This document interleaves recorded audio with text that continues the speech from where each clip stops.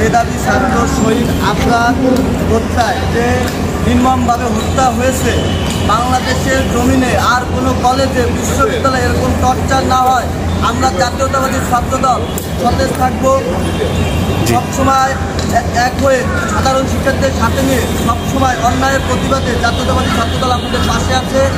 আজকের এই মৌন মিছিলে স্মরণসভায় ক্যাম্পাসের সুযোগ্য সংগ্রামী ছাত্রনেতা সদস্য সচিব সিটি কলেজ ছাত্রদলের আজমিন কুদ্দু ভাই সংক্ষিপ্ত বক্তব্য রাখবেন। সবাই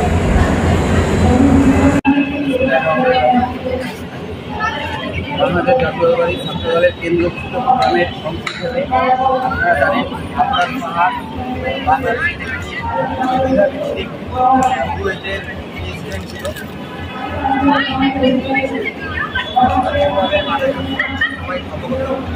আমরা চাই না আর কোনো আফরান মারা যায়।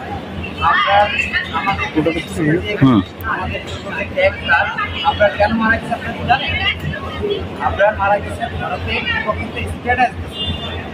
স্ট্যাটাস দেওয়ার অপরাধে যদি একটা মানুষকে বাইরে ফেলানো হয়, তাও কোন লেভেলের লোকজন যারা হচ্ছে আপনার বুয়েটে পড়ে, যাতে অবশ্যই মেধাবী ছাত্ররা হলে তার বুয়েটের চান্স পায়।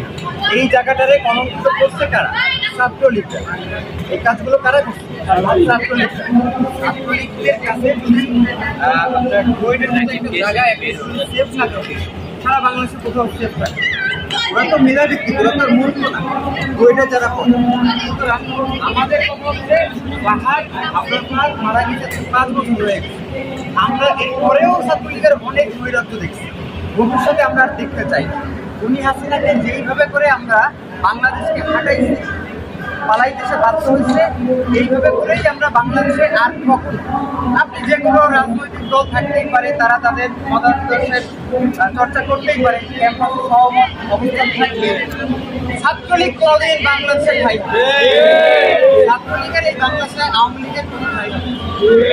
আমার কথা খুব পরিষ্কার, এই যে আফরান ফাহাদ যে মারা গেছে তাকে তো আর আমরা ফিরাই আনতে পারবো, কিন্তু নতুন করে আর কোনো আফরান ফাহাদ যেন এই বাংলার মাটিতে অকালমৃত্যুবরণ না করে। ধন্যবাদ সবাইকে। সচেতন থাকবেন, রাজনীতি সম্পর্কে আলোচনা করবেন, নিজেদের ভিতরে রাজনীতি চর্চা বৃদ্ধি করতে হবে। একটা কথা বলে দেখেন, আপনার আমরা বলি যে সংসদে কিছুদিন আগে আমরা কি দেখছি, মমতাজ গান দেখছি না আমরা, বিভিন্ন ব্যবসায়ী যারা পলিটিক্স বোঝে না এরা সংসদে, আমরা বলি এরা দেশ চালাইতে পারে না, এরা কেন এখানে, এরা রাজনীতি বোঝে না। এই দোষ তো আমাদের। ক্যাম্পাস থেকে যদি আমরা মেধাভিত্তিক রাজনীতির সূচনা না করি, আজকে ক্যাম্পাসে যদি আপনি রাজনীতি করার সুযোগ না পান, ভবিষ্যতে আপনি যখন রাজনীতি করবেন, পলিটিশিয়ান হবেন, তখন তো আপনি মেধাভিত্তিক, আপনি ক্যাম্পাস থেকে রাজনীতি করে দিলে ওইখানে আপনি একজন পরিপূর্ণ মেধাভিত্তিক কি বলে পলিটিশিয়ান হয়ে গড়ে উঠবেন। কিন্তু আপনি বিজনেস করতেন, আপনি হচ্ছে কি বলে বিদেশ থেকে আসছেন, হুট করে সংসদের একটা সংসদ সদস্য হয়ে গেছে, এই কারণেই কিন্তু আজকে দেশের এই অবস্থা। সুতরাং যদি আপনারা চান যে ভবিষ্যতে আমাদের দেশ তো অবশ্যই কোনো না কোনো রাজনৈতিক দলই চালায়, তা নাহলে তার গণতান্ত্রিক দেশ হয় না। সুতরাং আপনারা যদি চান যে দেশে যারা পলিটিক্স করবে, যারা দেশ চালাবে, এরা সুশিক্ষিত হোক, এরা রাজনীতিটা বুঝে করুক, দেশের জন্য করুক, তাহলে আপনাদের ক্যাম্পাস ভিত্তিক পলিটিক্সটাকেই অ্যাপ্রিসিয়েট করতে হবে। এই বলে আমি আমার সংক্ষিপ্ত বক্তব্য এখানে শেষ করছি, আর আজকের স্মরণ সভা এখানে